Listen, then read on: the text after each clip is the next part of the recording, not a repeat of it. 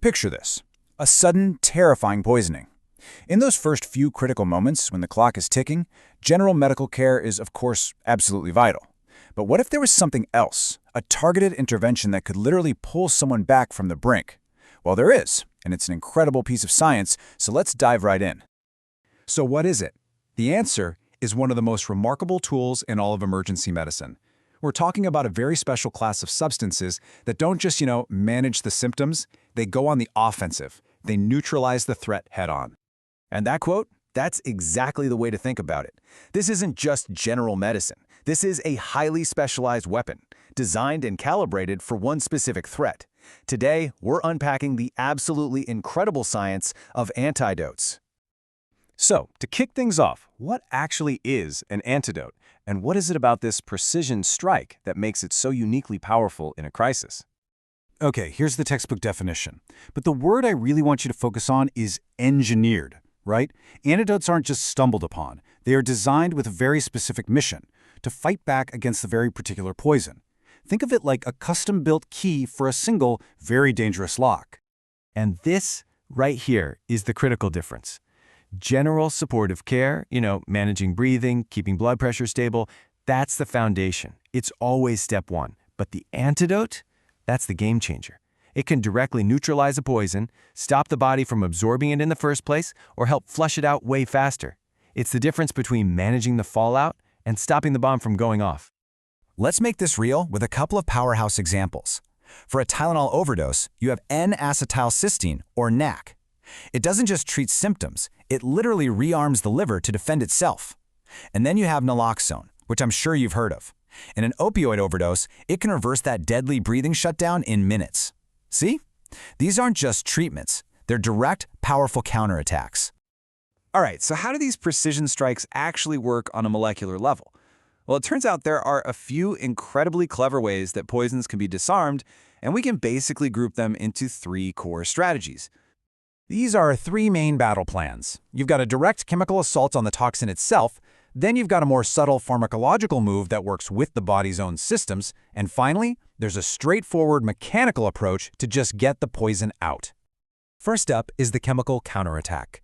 This is where the antidote gets right in the poison's face. Some, called chelating agents, act like molecular handcuffs, grabbing onto heavy metals like lead so the body can get rid of them.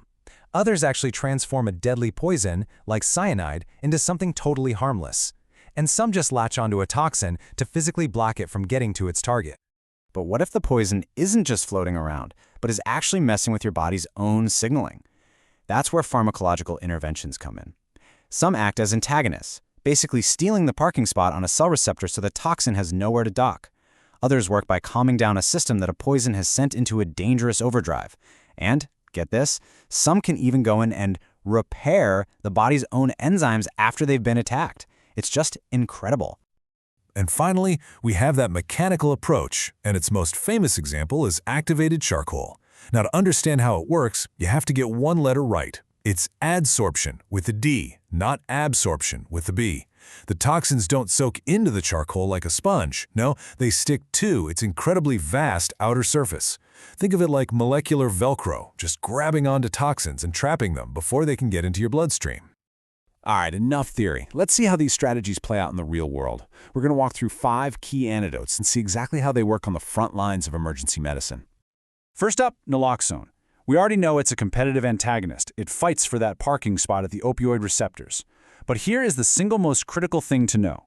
Naloxone wears off fast, in like 30 to 90 minutes. Many opioids last much, much longer. So a person can wake up, seem totally fine, and then slip right back into that deadly respiratory depression after the Naloxone is gone. That's why extended monitoring is absolutely non-negotiable. Next is NAC, for a Tylenol overdose. Its genius is how it refills the tank of the liver's own natural defense molecule, glutathione. But the critical factor here is the clock. As you can see, it is by far most effective when it's given within 8 hours of the overdose. The earlier you get it in, the better the chance you have of preventing catastrophic liver damage. Atropine is the key player for poisoning from certain pesticides or nerve agents.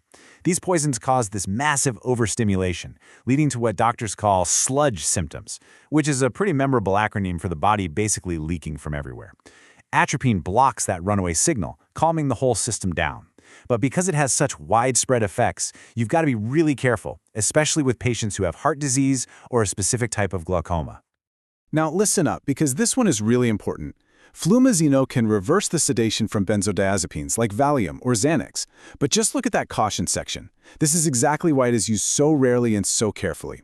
If someone has taken other drugs too, or if they use benzodiazepines long-term, giving flumizeno can trigger life-threatening seizures. It's a powerful tool, but one with a huge catch.